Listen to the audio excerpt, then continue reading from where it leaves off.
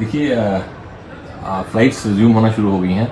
सुबह थोड़ा वेदर ख़राब था, हमारा आरवीआर तो ठीक था लेकिन विजिबिलिटी थोड़ी कम थी, 400 मीटर्स से भी नीचे थोड़ा, और डेंस मिल्की फॉग थी जिसकी वजह से फ़्लाइट्स डाइवर्ट हुई थी, 4 फ़्लाइट्स। उनमें से फ़्लाइट्स 2 कैंसिल हो गई ऑपरेशन की वजह से और 2 वापस आ रही हैं। उसके अलावा हमारी आज जो टोटल 23 एडिशनल और फ्लाइट्स थी वो नॉर्मली शेड्यूल्ड ऑपरेशन चल रहे हैं उनके, और वो सब आएंगी इंशाल्लाह। और एक additional flight air India express ने लगाई है शाम के लिए भी, इवन तो आज नोटन संडे था, लेकिन air force has allowed us to operate till 7 o'clock in the evening, जिसकी वजह से हमारे आई थिंक स्टैंडर्ड पैसेंजर का मेजर रश आज निकल जाना चाहिए।